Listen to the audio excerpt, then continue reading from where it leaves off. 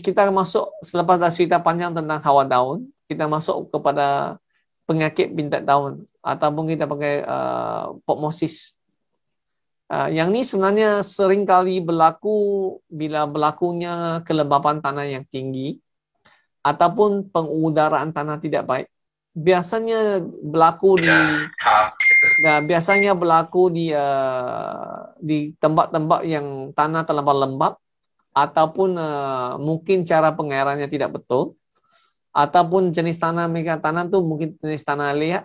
Jadi tuan-tuan dan puan-puan, kalau kita tahu menguruskan saliran dengan baik, biasanya pokmosis ini dapat dikawal dengan baik. Dan bintik-bintik ni yang ditunjukkan di sini ialah dia bintik hitam dan dikelilingi dengan warna kuning sedikit. Ini adalah simptom-simptom penyakit bintik daun. Dan di sini pula juga penyakit bintik daun bercampur dan juga pembajaan terlampau tinggi. Ini lebih pada pembajaan terlampau tinggi menyebabkan akar lecur. Bila akar lecur, pokok jadi lemah, penyakit bintik daun mudah menyerang. Dan biasanya kalau kita lihat dari segi akar, biasanya dia ada masalah akar reput ataupun kita panggil Phytophthora. Dia berkait rapat lah. Jadi tuan-tuan dan puan-puan, sebenarnya pokmosis ni ataupun penyakit bintik daun ni dia berkait rapat dengan sistem akar juga. Dan bagaimana kita nak mengatasi? Kita ada banyak pilihan. Satu daripadanya ialah menyembuh dengan racun. Tetapi bagi saya juga selain pada menggunakan racun, kita juga boleh mengawal mewujudkan sistem saliran yang baik. Contohnya kebun yang tanah rata ni kita gali dengan parit. Biasanya bila kita gali dengan parit, masalah Phytophthora juga dapat dikurangkan. Pokmosis juga jarang berlaku dan pokmosis biasanya berlaku lebih pada pokok yang muda ataupun anak pokok. Kalau pokok dewasa berlaku memang penggunaan tanah agak serius ataupun pokok tu menghadapi masalah yang besar. Dan kalau kita lihat dari segi di sini juga atas bukit kita juga buat saliran supaya air tidak melintas melalui pokok. Jadi ini juga sekurang-kurangnya juga membantu dalam pengudaran tanah. Akan memerlukan oksigen. Jadi kalau kita memastikan oksigen cukup, pokok pun dapat tumbuh dengan sihat.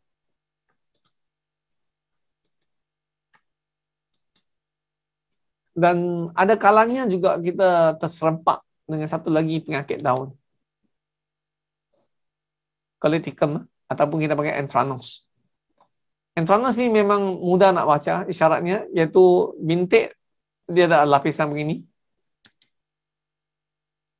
Biasanya kalau kita nak kawal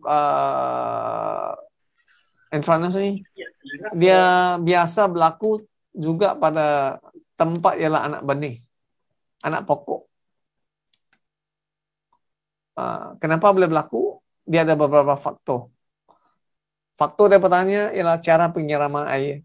Biasanya banyak nursery dia siram air tiap hari ya. Jadi kelembapan tinggi. Sebenarnya Anthracnose jarang menyerang. Boleh kata Anthracnose bukan penyakit utama dalam durian, tetapi disebabkan cara pengurusan kita ni menggalakkan Anthracnose menyerang. Salah satu sebab ialah kaedah penyiraman. Kedua, kita lihat dari gambar ini juga, anak benih disusun terlampau rapat. Ini juga menyebabkan pengudaran tanah tidak baik. Dan juga pengudaran pokok pun tidak baik. Dan dari segi media yang digunakan juga, tanah saja, kelembapan terlampau tinggi. Jadi Anthracnose akan menyerang. Dan Anthracnose biasanya hanya berlaku pada anak pokok. Jarang kita perhati dia berlaku pada pokok dewasa. Jadi kalau sesiapa yang nak anak benih ini dan faktor lain adalah penggunaan baja. Banyak orang menggunakan kandungan baja N yang terlalu tinggi. Itu juga antara faktor yang menyumbang. Jadi kalau untuk mencegah, tuan-tuan dan puan-puan mungkin boleh juga pertimbangkan menggunakan biocopper sebagai langkah pencegahan terhadap Anthracnose. Walaupun kita tahu Anthracnose juga boleh menggunakan racun-racun kulat lain seperti difenoconazole ataupun Mancozeb dan lain-lain juga. Tapi antara kawalan yang bagus kita boleh gunakan adalah biocopper. Dan tuan-tuan dan puan-puan kita lihat satu lagi yang sering banyak orang hadapi masalah alga yang berlaku pada daun. Dia boleh warna hijau, ada yang berwarna orange, ada yang berwarna coklat. Dia ada banyak warna.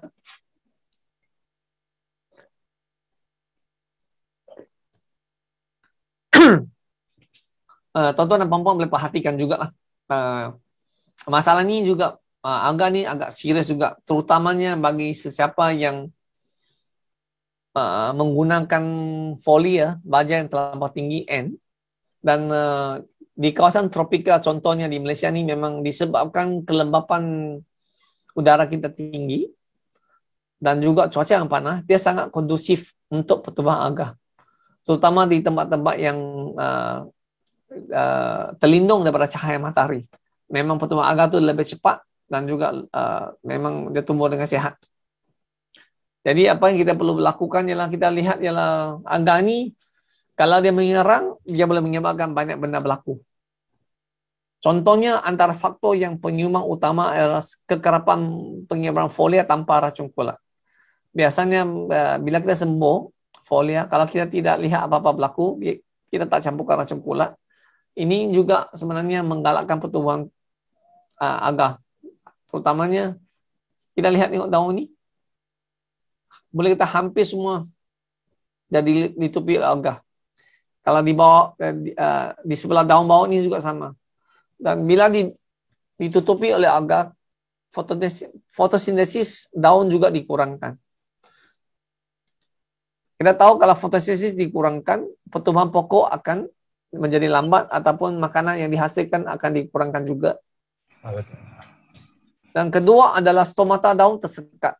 Bila daun tersekat, daun tidak boleh berfungsi. Jadi daun tidak boleh fungsi, dia sebenarnya akan menjadi satu beban. Dia akan jadi satu beban kepada pokok. Jadi tuan-tuan dan puan-puan, kalau boleh elakkan penggunaan semburan folia tanpa racun kulat. Kalau boleh nak sembuh, kita akan campur racun kulat supaya tidak berlaku masalah ni. Dan masalah ni boleh dikatakan juga menjadi satu masalah yang besar kepada petani di kawasan Raub ni juga, atau juga di seluruh Malaysia ni. Kita perhatikan banyak masalah petani menghadapi masalah ni. Sebab kalau kita menggunakan baja folia, dia memang merancakkan ataupun membantu pertumbuhan, tetapi pada masa sama juga dia juga boleh mengganggu dari segi pertumbuhan pokok disebabkan pertumbuhan alga ni lebih cepat. Dan dia bukan hanya pada daun sebenarnya, dia juga menyebabkan pertumbuhan pokok duit-duit pada batang durian. Dia akan mencepatkan pertumbuhan pokok duit-duit di pokok durian. Jadi tuan-tuan dan puan-puan, sebenarnya kalau kita dapat mengawal dengan baik, masalah ini dapat dikurangkan. Dan biasanya dia berlaku di tempat yang teduh, iaitu terlindung daripada cahaya matahari. Tempat itu memang lembap, dan di situlah tempatnya kita perhatikan paling banyak. Dan antara cara pengelasan juga ialah kalau tempat-tempat yang tak dapat cahaya matahari ini, sebenarnya daun tu kita boleh buang. Sebab tidak, dia sebenarnya kalau tak dapat matahari, dia juga merupakan satu beban pada pokok. Jadi setiap musim durian habis, kita boleh buangkan daun-daun yang tua yang terlindung yang ada macam ini, kita boleh buangkan juga. Jadi dapat pertumbuhan pucuk baru dan daun yang baru yang sudah matang memang menghasilkan makanan yang lebih baik daripada daun yang sudah tua-tua. Dia memang tidak berfungsi dah. Ataupun membandingkan daun muda, daun tua-tua ni memang fungsinya jauh kurang daripada yang baru lah.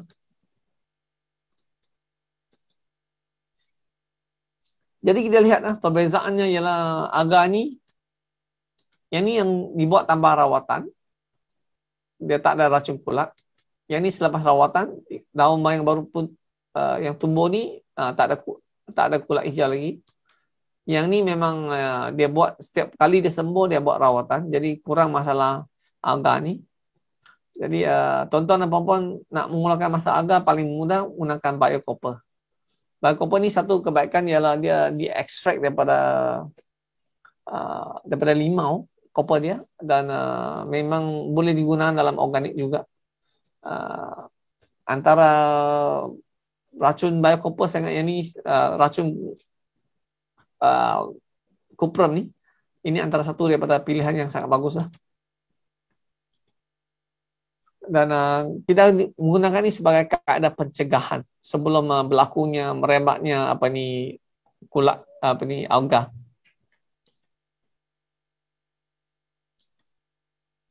Dan seterusnya antara rawatan yang kita boleh lakukan lagi ialah ini adalah buat semboran menggunakan nalka untuk merawat keasidan tanah. Satu daripada caranya kita nak merawat keasidan tanah ialah kalau tanah yang kurang berasid akan dapat tumbuh dengan banyak, pengambilan zat akan meningkat, pokok akan tumbuh dengan sihat. Dan tuan-tuan dan puan-puan tengok, ini adalah busuk yang saya perkenalkan.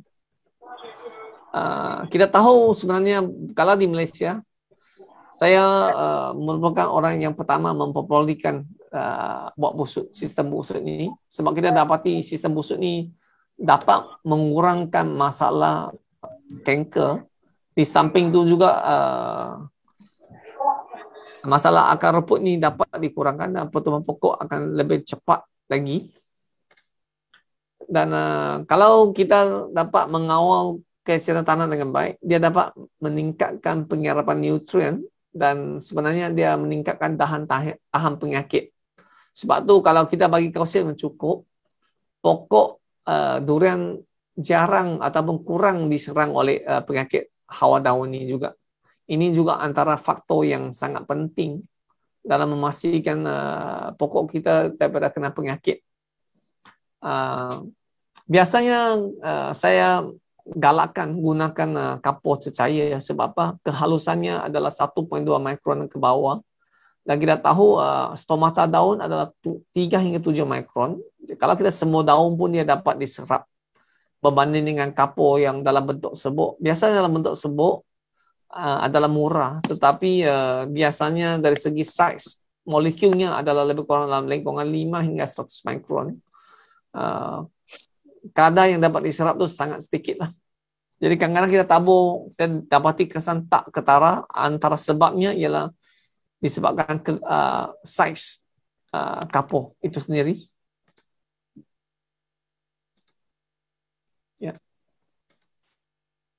Dan kita juga boleh menggunakan kaedah pengaporan bukan hanya menggunakan cara manual untuk sembuh, tetapi kita juga boleh mempraktikkan dari segi kaedah fertigasi, iaitu kita menggunakan nanokap untuk merawat keasidan tanah, iaitu dalam sistem pengairan. Ini juga memudahkan kita melakukan rawatan. Di Malaysia ni sekarang kita dah banyak orang dah memulakan juga sistem pengairan. Kalau dulu memang kita tanam bergantung pada cuaca kan. Tetapi hari ini kita dah tahu kita tak boleh bergantung pada cuaca. Kalau berlakunya El Nino memang pokok kita akan menghadapi kecederaan. Jadi satu daripadanya selain pada pengawalan pengairan, kita juga mengawal keasidan tanah melalui fertigasi. Dan fertigasi ini bukan hanya untuk pengaporan juga, tetapi juga untuk pembajaan. Jadi bagi tuan-tuan dan puan-puan kita dapati ialah kalau kita menggunakan kaedah fertigasi, pertumbuhan pokok kita memang tumbuh luar lebih cepat daripada kaedah yang kita praktikkan secara tradisional. Kalau kaedah tradisional yang kita pakai ialah baja kita tabur dan tunggu hujan baru dapat diserap. Ataupun kita siram air saja tak ada baja, pertumbuhan pokok pun lambat. Contohnya kita dapati kalau kita menggunakan fertigasi, biasanya kita dapati banyak kebun yang saya buat konsultansi 3 hingga 4 tahun sudah berbuah. Ini antara faktor-faktor yang sangat menarik. Jadi kita dapat mengurangkan masa menunggu untuk pokok berbuah. Kalau dulu kita sebut waktu saya mula-mula masuk dalam industri durian, banyak petani beritahu saya perlukan 8 hingga 9 tahun. Selepas beberapa tahun, sebab sudah mula menguasai ilmu, banyak orang kata boleh berbuah 7-8 tahun. Kemudian dikurangkan jadi 5-6 tahun. Hari ini banyak orang kata durian boleh berbuah 3 hingga 4 tahun. Tetapi di Malaysia, kita tahu banyak orang sekarang sudah boleh pokok durian berbuah 3-4 tahun. Tetapi purata kita nak tahu berapa peratus yang sebenarnya berbuah dalam kebun itu tak banyak. Banyak mungkin yang banyak. Jadi tuan-tuan dan puan-puan, ini antara cara-cara yang dipraktikkan. Jadi kalau kita nak menanam durian, kita kena gunakan teknologi yang terbaru supaya kita dapat bersaing dengan negara jiran kita, terutamanya Thailand. Sebab pesaing kita yang paling rapat sebenarnya adalah Thailand juga. Dan tuan-tuan dan puan-puan, sebenarnya kita juga boleh melakukan rawatan dan pencegahan penyakit daun melalui kaedah semburan daun lah, folia kan. Kalau kita perhatikan pokok yang di sini yang buat semburan daun ni, pokok ni umurnya lebih kurang dalam 2 tahun. Ini salah satu kebun yang saya buat konsultasi ya. Lebih kurang dalam 2 tahun pokok ni. Agak besar, 2 tahun lebih sedikit lah. Jadi kita tahu ialah kalau kita bagi pembajak yang cukup, pengairan yang cukup, penjagaan yang rapi, sebenarnya kita boleh membantu pertumbuhan pokok dengan cepat. Dan kita lihat dari segi kebun ni, dari segi latar belakang jugalah. Memang rumput semua dipotong di sekeliling dan juga tempat berjalan saja. Yang lain kita simpan. Apa yang selalu saya sebut adalah rumput merupakan kulit kepada tanah. Jadi kalau kita nak memastikan pokok kita tumbuh sihat, rumput juga adalah merupakan penjana organik di mana dia boleh menghasilkan makanan, dia menghasilkan bahan organik dan merupakan makanan kepada cacing tanah. Bila cacing tanah banyak, dia dapat mengemburkan tanah. Bila dapat mengemburkan tanah, pertumbuhan akar lebih sihat, pokok akan tumbuh lebih cepat. Jadi tuan-tuan dan puan-puan, ini adalah satu contoh kebun yang saya buat di ini sebenarnya di Pahang juga lah, yang memang menggunakan kaedah vertigasi, pengurusan secara bersepadu, mempraktikkan GAP, Good Agricultural Practice, ataupun kita pakai APB, amalan pertanian baik. Dan kebun ini memang menjadi harapan saya ialah dalam 3 hingga 4 tahun akan berbuah. Dan kalau boleh kita mengharapkan purata berbuah tu boleh dapat dalam 7 hingga 80% lah. Dan ini adalah satu cadangan bagaimana kita nak mengawal hawa daun ini. Seandainya kita nak buat pencegahan, kita boleh lakukan setiap minggu, sebab banyak orang kekerapan mengembur tu berlainan, mengikut setiap petani adalah berlainan. Ada petani yang buat seminggu sekali, ada yang buat 2 minggu sekali, ada yang 3 minggu sekali, ada petani yang sebulan sembuh sekali sahaja. Tetapi bagi saya, kalau sembuh sebulan sekali itu memang susah kita nak mengawal seandainya berlakunya wabak penyakit hawa daun. Kalau boleh, saya nak cadangkan ialah mungkin boleh buat seminggu hingga 10 hari sekali. Okey, contohnya minggu pertama, kita gunakan sekilo monsterin campur dengan 1000 liter air, sembuh basah setiap pokok lah. Ini nisbah bancuhan adalah 1/1000. Dan minggu kedua kita boleh menggunakan biocopper, campur 1000 liter untuk sebagai juga bila kita campur dengan baja, campur dengan racun serangga. Minggu ketiga kita boleh menggunakan biocopper, campur dengan 1000 liter dan juga campur dengan racun serangga perosak dan juga baja daun. Dan minggu keempat ini ada sedikit tuan-tuan dan puan-puan boleh ambil perhatian. Minggu 4 ni satu kelebihan ialah kita menggunakan nanokalsium. Kita sembuh pada daun dan juga sembuh pada akar. Tujuannya ialah kalau kita sembuh daun, dia sebenarnya boleh meningkatkan pertumbuhan pokok dan pokok akan jadi hijau dan dia lebih tahan penyakit. Dan apabila kita sembuh pada akar, dia sebenarnya juga boleh membantu membetulkan keasidan tanah. Jadi kalau boleh kita nak menggabungkan kedua-dua, memudahkan kerja kita, iaitu menggunakan 5 liter campur 1000 liter, membasahi pokok pada daun dan juga akar. Ini antara cara-cara yang kita gunakan untuk mengawal masalah hawa daun. Jadi dengan cara-cara ini semoga dapat membantu tuan-tuan perempuan mengurangkan masalah hawa daun ataupun kita dapat mencegah.